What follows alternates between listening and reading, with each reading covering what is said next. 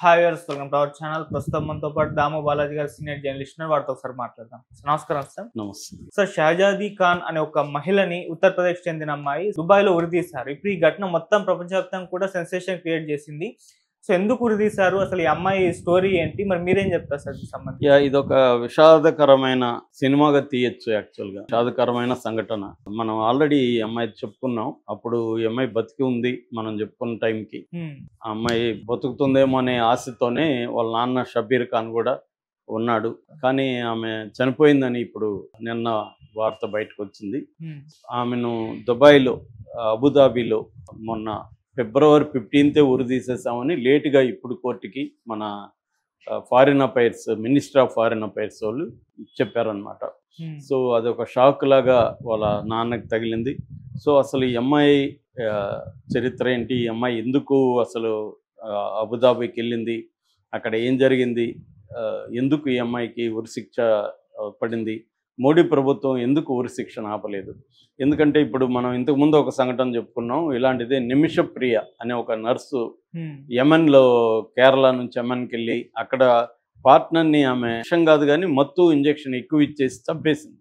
చంపి వాటర్ ట్యాంక్లో దాచిపెట్టింది. ఆమెకు శిక్ష ఇప్పటి వరకు అమలు కాకుండా ఆ విషయంలో మన సెంట్రల్ గవర్నమెంట్ ఎంతో కొంత చేయగలిగింది. నిజానికి యెమెన్లో హుతీ రెబల్స్ అధీనంలో ఉంటుంది. హుతీ రెబల్స్కి ఇండియన్ గవర్నమెంట్కి కూడా మంచి సంబంధాలు లేవు. అయినప్పటికీ ఆమె ప్రాణాన్ని కాపాడడానికి కేరళలో ఉండే అనేక ధనవంతులు అందరూ కూడా ట్రై చేశారు. ఈ విషయం వచ్చేసరికి ఈమెది నిజానికి ఈమె హత్య చేసిందా లేదనేది కూడా ఇప్పటివరకు తేలలేదు. అయినా వాళ్ళు తేల్చేసి ఈమెకి ఉరిశిక్ష వేసేసారు. సో ఈ రెండు కంపేర్ చేస్తే కూడా అంటే బ్యాక్గ్రౌండ్స్ నేను చెప్తున్నది, కొంత మనకు డబ్బులు ఉండి మేనేజ్ చేసుకునే వాళ్ళకి గల్ఫ్ కంట్రీస్లో కొంత బెటర్గా ఉంటుంది. పేదవాళ్ళ పరిస్థితి ఎలా ఉంటుంది అనేది చూసుకున్నప్పుడు ఈమె షహజాదీ ఖాన్, వీళ్ళ నాన్న షబీర్ ఖాన్, ఈ రెండు డీటెయిల్స్ మాత్రం మనకు తెలుసు. ఈమెది గొయిరా మొగలాయ్ అని ఒక విలేజ్, ఉత్తరప్రదేశ్లో బాందా జిల్లాలో గొయిరా మొగలాయ్ అనే విలేజ్. ఈమెకి చిన్నప్పుడే అంటే దురదృష్టం ఒక్కోసారి చాలామందిని ఎంత అర్లీగా వెంటాడుతుందని చెప్పడానికి ఇది ఒక ఎగ్జాంపుల్. ఏంటంటే చిన్నప్పుడు ఈమె వంటింట్లో ఉండి హెల్ప్ చేస్తున్నప్పుడు వాళ్ళ అమ్మకి వేడి నీళ్ళు ముఖం మీద పడి ముఖం బాగా కాలిపోయింది. సో ఆ తర్వాత ఆమె ఒక పెద్దయినాక రోటీ బ్యాంక్ అని ఒక ఎన్జిఓలో పనిచేసుకుంటుంది. ఈ క్రమంలో ఆమె ఫేస్బుక్ వాడుతుంది. ఫేస్బుక్లో ఉజైర్ అనే ఒక వ్యక్తి పరిచయం అయ్యడానికి, అతను నేను బిజినెస్ మ్యాను, సోషల్ వర్కర్ అని చెప్పుకున్నాడు. అతనితో ఈమె చాటింగ్ చేస్తుంది. నిజానికి ఈమె రోటీ బ్యాంక్లో పనిచేసుకుంటా బతికేసి ఉన్నా బాగుండేది. కానీ ఆమెను వాడొచ్చి హ్యూమన్ ట్రాఫికింగ్ గై. హ్యూమన్ ట్రాఫికింగ్ అంటే మనుషుల్ని ఇక్కడ నుంచి పిల్లల్ని కానీ స్త్రీలను కానీ తీసుకెళ్ళి అమ్మేసే వాళ్ళని హ్యూమన్ ట్రాఫికింగర్స్ అంటారు. అలాంటి హ్యూమన్ ట్రాఫికింగ్ వృత్తిలో ఉన్న వ్యక్తి ఈమె. అదేదో అంటారు కదా, గొర్రె కషాయం అని నమ్మినట్టుగా వాడిని నమ్మింది. వాడు ఏం చేశాడు, ఈమె పరిస్థితిని అర్థం చేసుకొని నేను నీకు నీ ముఖాన్ని ప్లాస్టిక్ సర్జరీ చేయిస్తాను, యుఏఈ అంటే యునైటెడ్ అరబ్ ఎమిరేట్స్, యుఏఈలో మా అక్కబావ ఉన్నారు, అక్కడ వాళ్ళ దగ్గరికి తీసుకెళ్తాను, నీకు ప్లాస్టిక్ సర్జరీ ఇచ్చి ముఖాన్ని అందంగా మారుస్తాను, తర్వాత నీకు బ్రహ్మాండమైన అక్కడ జాబ్ కూడా ఇప్పిస్తాను అని ఈమెకి ఆశ చూపాడు. పాపం ఈమె జీవితాంతం ఈ ముఖంతో బతకాలి కదా అని ఆశ ఆమెకు సహజంగా కలిగే అవకాశం ఉంది. కాబట్టి దాన్నే అతను, ఆ బలహీనతని అతను ఎక్స్‌ప్లాయిట్ చేశాడు. ఈమెను నమ్మించాడు. నమ్మించి ఇతను టూరిస్ట్ వీసా అని చెప్పి ఆగ్రాలో తీసుకెళ్ళి వీళ్ళ అక్క బావ అని వాళ్ళకి చెప్పి వాళ్ళకి అప్పగించాడు. వాళ్ళు తీసుకెళ్ళిపోయారు అబుదాబికి. యాక్చువల్గా ఇతను వాళ్ళకి అమ్మేశాడు. బాగా డబ్బు తీసుకొని వాళ్ళ దగ్గర వాళ్ళకి ఈమెని బాండెడ్ లేబర్గా అమ్మేశాడు. ఆ విషయం ఈమెకి తెలియదు. అక్కడికి వెళ్ళినాక తెలిసింది. అక్కడికి వెళ్ళినాక వీసా 6 నెలలుది వర్కింగ్ వీసా అని తెలిసింది. టూరిస్ట్ వీసా కాదు. టూరిస్ట్ వీసా అంటే 90 రోజులకు మాత్రమే ఉండాలి. కానీ ఇది 6 నెలలకు ఉంది వర్కింగ్ వీసా అని తెలిసింది. దాంతో ఆమె ఏమి చేయలేని పరిస్థితి. వాళ్ళని వేడుకునింది, కాళ్ళ వేళ పడింది, నన్ను పంపించేయండి ఇండియాకి, మా నాన్న బాధపడుతున్నాడు అని చెప్పింది. అయినా వాళ్ళు దయ చూపకుండా ఇంట్లో డొమెస్టిక్ బాండెడ్ లేబర్ లాగా ఏమైనా వాడుతున్నారు. ఈ క్రమంలో వాళ్ళకి 2022 ఆగస్టులో ఒక బాబు పుట్టాడు. ఆ బాబు ఆలనా పాలన చూసుకోవడానికి ఈమెని ఉపయోగించారు. ఈమె సరిగా తిండి పెట్టేవాళ్ళు కాదు, ఈమెని చాలా నీచంగా ట్రీట్ చేసేవాళ్ళు. ఈ క్రమంలో ఏమైందంటే డిసెంబర్ 7వ తేదీ 2022లో, అంటే ఈ బాబు పుట్టిన ఒక 4 నెలల తర్వాత రొటీన్గా వ్యాక్సినేషన్ వేయించారు హాస్పిటల్లో. మార్నింగ్ ఈవినింగ్ ఇంటికి తీసుకొచ్చారు. ఆ బాబు రాత్రి చనిపోయాడు. ఆ టైంలో వాళ్ళు లేరు, తల్లిదండ్రులు లేరు, బయటికి వెళ్ళి ఉన్నారు.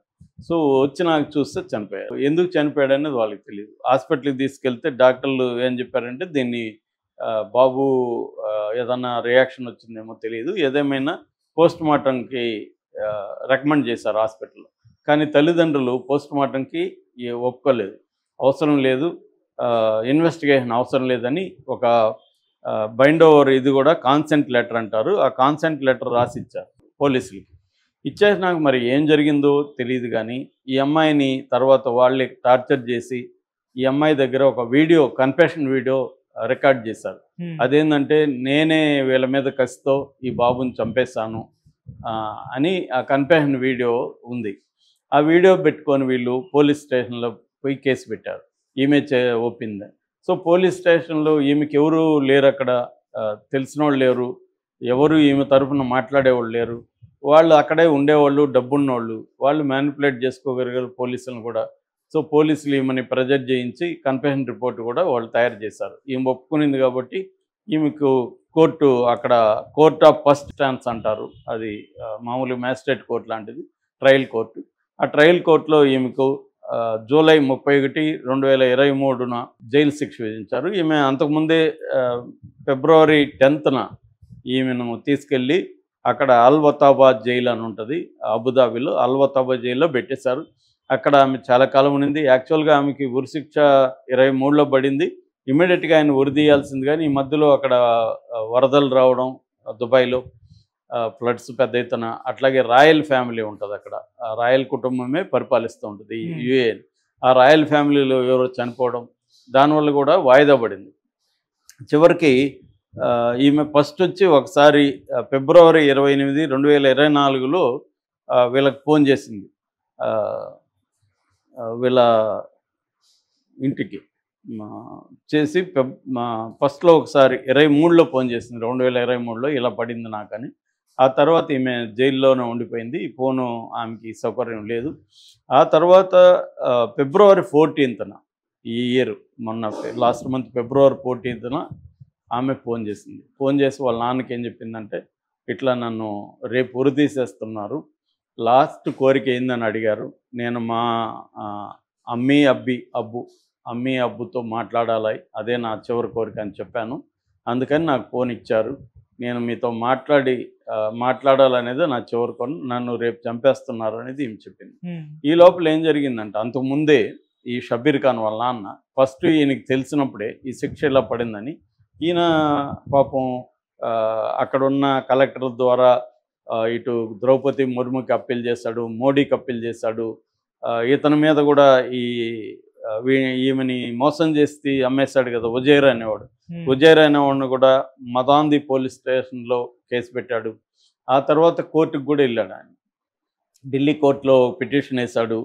నిజానికి ఆయన పేదవాడు, కానీ కూతుర్ని కాపాడుకోవాలని తాపత్రయంతో ఎవరెవరి దగ్గర డబ్బులు ఆడుకొని కాళ్ళు చేతులు పట్టుకొని హైకోర్టు వరకు, ఢిల్లీ హైకోర్టుకి వెళ్ళాడు. ఢిల్లీ హైకోర్టు విచారణ ఫిబ్రవరి 3న, మొన్న మార్చి 3కి విచారణ ఉంది. మార్చి 3న మామూలుగా అంతకుముందే నోటీసులు ఇచ్చింది సెంట్రల్ గవర్నమెంట్, ఈ కేసును మీరేం చూస్తున్నారు. సో సెంట్రల్ గవర్నమెంట్ మార్చి 3న హైకోర్టుకి ఏం చెప్పిందంటే, ఆమెను ఫిబ్రవరి 15నే ఉరి తీసేశారు, మేమేమీ చేయలేకపోయినాం, ఎందుకంటే వాళ్ళ రూల్స్ అలా ఉన్నాయి అని చెప్పింది. హైకోర్టు కూడా ఇది దురదృష్టకరం, మేమేమి చేయలేము, అయిపోయింది అని చెప్పి డిస్పోజ్ చేసేసింది నేను పిటిషన్. ఇక్కడ హైకోర్టు చెప్పినట్టుగా ఖచ్చితంగా దురదృష్టకరం, ఈమె నిజానికి ఈమె విక్టిమ్, ఒక హ్యూమన్ ట్రాఫికింగ్ బలైపోయింది. ఈమెను అమ్మేసిన వ్యక్తి పోలీస్ స్టేషన్లో కేసు పెట్టినా కూడా ఆ వ్యక్తి మీద ఇప్పటివరకు ఏ రకమైన చర్యలు తీసుకోలేదు, వాడు ఎస్కేప్ అయ్యి ఉన్నాడు, హ్యాపీగానే ఉన్నాడు వాడు. ఈమె మాత్రం బలైపోయింది, వీళ్ళ నాన్న ఏడుస్తున్నాడు, నా కూతుర్ని నేను కాపాడుకోలేకపోయానని. ఇక్కడ మనకు క్లియర్గా ఏంటంటే, ఒకటి ఒక హ్యూమన్ ట్రాఫికింగ్ని అరికట్టడంలో మన ప్రభుత్వాలు ఫెయిల్ అవుతున్నాయి. 2 లీగల్ ప్రాసెస్, మనం ఏ దేశంకి వెళ్తామో ఆ దేశంలో లీగల్ ప్రాసెస్ ఏంటి, అక్కడ ఏం పరిస్థితులు ఏవి తెలియదు మనకి.